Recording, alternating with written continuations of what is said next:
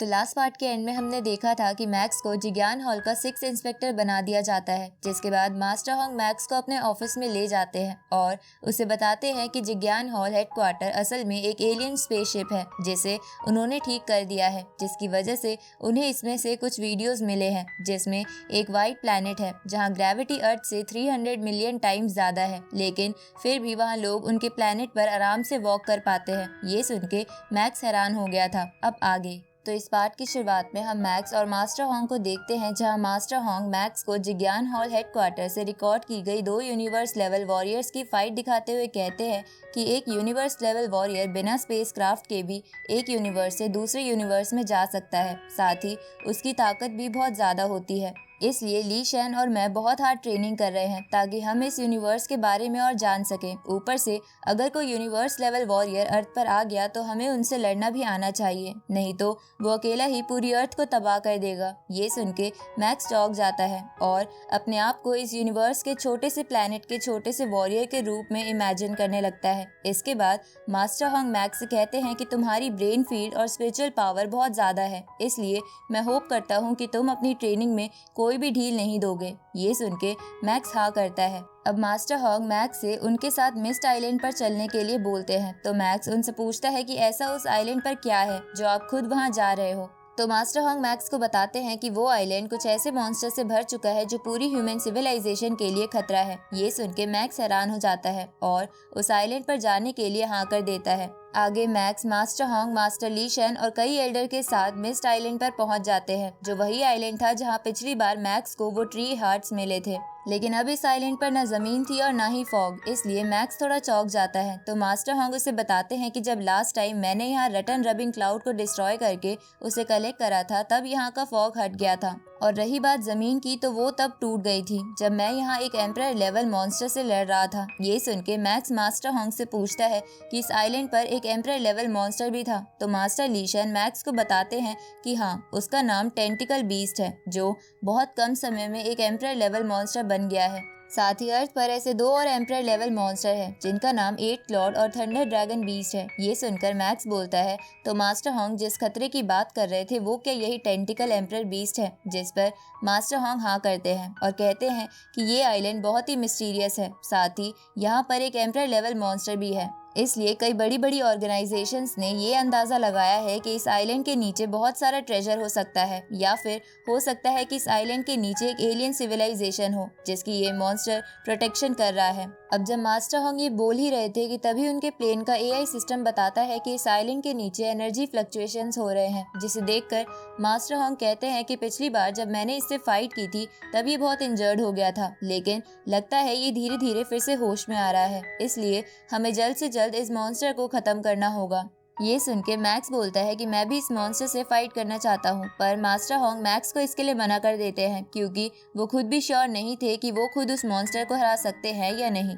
इसलिए वो बोलते हैं कि अगर उस मॉन्स्टर को हराना है तो मुझे जल्द से जल्द उन रटन रबिंग क्लाउड्स को मेरी बॉडी से अटैच करना होगा। ये सुन के मास्टर ली शैन मास्टर होंग से बोलते हैं कि पिछली बार आप इस मॉन्स्टर से लड़ने की वजह से इंजर्ड हो गए थे और अभी तक आप पूरी तरह रिकवर भी नहीं हो पाए हो, इसलिए अगर आप इस वक्त इस रटन क्लाउड को अपनी बॉडी से जोड़ोगे तो आपकी जान को खतरा है। तो मास्टर होंग ली शैन से कहते हैं कि मुझे ये करना ही होगा क्योंकि उस मॉन्स्टर की पावर बढ़ती ही जा रही है, इसलिए अगर मुझे कुछ हो जाए तो तुम पूरी ह्यूमन सिविलाइजेशन को लीड करोगे। अब मास्टर होंग मैक्स से कहते हैं कि इस मॉन्स्टर को मारने के लिए जिग्यान हॉल ने 5 कंट्रीज में मदद ली है और उन सभी के साथ इस आइलैंड की चट्टानों पर एक बेस बनाया है, इसलिए तुम उस बेस पर जाओ ताकि अगर मॉन्स्टर आउट ऑफ कंट्रोल हो जाए तो तुम बेस के लोगों का साथ दे सको।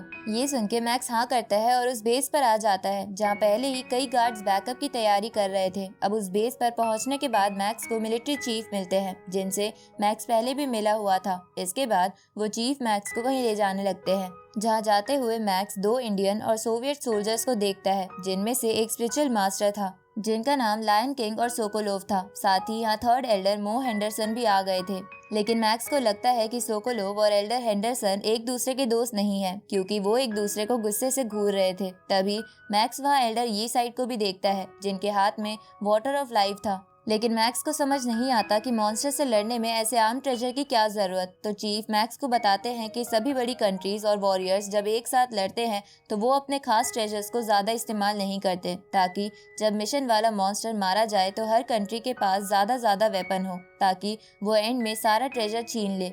ये सुनकर मैक्स को अच्छा नहीं लगता, क्योंकि उसके अकॉर्डिंग एल्डर्स को ऐसे आपस में नहीं लड़ना चाहिए। अब चीफ मैक्स को हेंजिया कंट्री के सुप्रीम कमांडर जीआई से मिलवाते हैं, जिनके बारे में मैक्स ने सुन रखा था, क्योंकि उन्होंने आरआर वायरस के टाइम पर बहुत सारे इंसानों को अकेले बचाया था। साथ ही उन्हें हेंजिया कंट्री की मिलिट्री का सबसे स्ट्रॉन्ग डिफेंस भी कहा जाता था। इसलिए मैक्स उन्हें देखकर खुश हो जाता है और सैल्यूट करता है। अब वो कमांडर मैक्स को कंट्रोल रूम में लेकर आते हैं और उसे बताते हैं कि जब होंग ने उस मॉन्स्टर को पिछली बार इंजर्ड किया था, तब से वो मॉन्स्टर नींद में चला गया था, लेकिन थोड़े दिनों पहले से हमें वहाँ से एनर्जी सिग्नल आ रहे हैं, जिससे हमें लग रहा है कि वो मॉन्स्टर जाग रहा है। तभी स्क्रीन पर रेड लाइट फ्लैश होने लगती है, जिसका मतलब था कि वो मॉन्स्टर जाग गया है और बहुत तेजी से पानी की सरफेस पर आ रहा है। तो चीफ एक ऑफिसर से करंट थ्रेट लेवल पूछते हैं, तो वो ऑफिसर बताता है कि थ्रेट लेवल 1 पर है। ये सुनकर मैक्स पूछता है कि इसका क्या मतलब है, तो कमांडर कहता है कि लेवल 1 का मतलब है कि ये अकेला मॉन्स्टर ही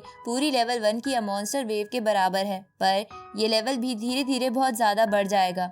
अब ये एम्परर लेवल मॉन्स्टर बाकी मॉन्स्टर को अल्ट्रासोनिक वेव्स की मदद से अपने पास बुला लेगा, जिसके बाद ये मुश्किल है कि सभी एल्डर्स मिलके भी इस मॉन्स्टर को खत्म कर पाए। ये सुन के मैक्स को उस एल्डर की याद आती है जिसने ह्यूमंस को रैट मॉन्स्टर से बचाने के लिए खुद की जान दे दी थी। अब कमांडर चीफ से कहता है कि जल्द से जल्द लेजर कैनन तैयार करवाओ, नहीं तो एल्डर्स के अलावा हमारे पास मॉन्स्टर से लड़ने का कोई वे नहीं बचेगा। ये सुन के चीफ लेजर कैनन प्रिपेयर करना शुरू कर देता है। तभी एक ऑफिसर कमांडर को बताता है कि अब वो मॉन्स्टर और तेजी से सरफेस पर आ रहा है। ये सुनकर कमांडर मैक्स के साथ कंट्रोल रूम से बाहर आ जाता है। इधर हम मास्टर होंग को देखते हैं, जो रटन क्लाउड को अपनी बॉडी से जोड़ रहे थे, लेकिन इसमें उन्हें बहुत प्रॉब्लम हो रही थी।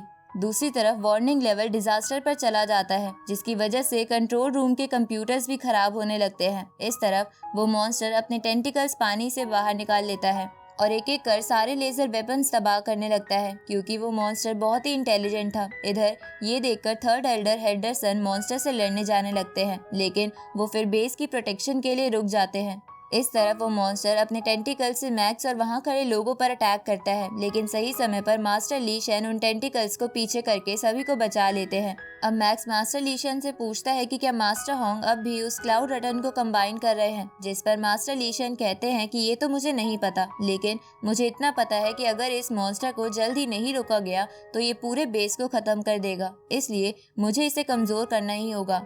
अब मास्टर ली शेन उस मॉन्स्टर के टेंटिकल्स पर लगातार अटैक करने लगते हैं, जहां उनकी स्पीड इतनी तेज थी कि सबको बस एक लाइट इधर उधर जाते हुए दिख रही थी। तभी मास्टर ली शेन उस मॉन्स्टर पर लाइटनिंग अटैक करते हैं, जिसकी वजह से उस मॉन्स्टर के टेंटिकल्स वीक हो जाते हैं। लेकिन तभी वो मॉन्स्टर अपने टेंटिकल से मास्टर ली शेन को कैद कर लेता है, पर तभी मास्टर होंग वहां आकर उस मॉन्स्टर के कुछ टेंटिकल्स काट कर मास्टर ली शेन को बचा लेते हैं। अब मास्टर होंग कहते हैं कि मैंने वो क्लाउड रटन को अपनी बॉडी से कंबाइन कर लिया है और इसकी वजह से 30% चांसेस है कि मैं इस मॉन्स्टर को मार दूंगा। इसके बाद मास्टर होंग पानी में चले जाते हैं, क्योंकि वो मॉन्स्टर भी तेजी से सी के बॉटम की तरफ जा रहा था। अब मास्टर होंग उस मॉन्स्टर के पास पहुंच जाते हैं, जिसके बाद उन दोनों में फाइट शुरू हो जाती है, जहां फाइट के दौरान उस मॉन्स्टर का एक टेंटिकल बेस की तरफ आने लगता है, लेकिन एल्डर हेंडरसन उस टेंटिकल को जमा देते हैं और बाकी एल्डर्स उसे तबाह कर देते हैं। अब वो मॉन्स्टर और मास्टर होंग सरफेस पर आकर लड़ने लगते हैं, जिसे देखकर मास्टर ली शेन सभी के आसपास शील्ड बना देते हैं। साथ ही बाकी एल्डर्स भी पानी की सरफेस पर आ जाते हैं, लेकिन किसी को समझ नहीं आ रहा था कि ये मॉन्स्टर कितना ताकतवर है, जो इतने टेंटिकल कटने के बाद भी मर नहीं रहा। इस तरफ वो मॉन्स्टर मास्टर होंग को निगल जाता है। साथ ही कमांडर को भी मास्टर होंग के जिंदा होने के सिग्नल आना बंद हो गए थे। ये सुन के मैक्स हैरान हो जाता है और बोलता है कि ऐसा नहीं हो सकता, और इसी के साथ ये पार्ट यहीं खत्म होता है।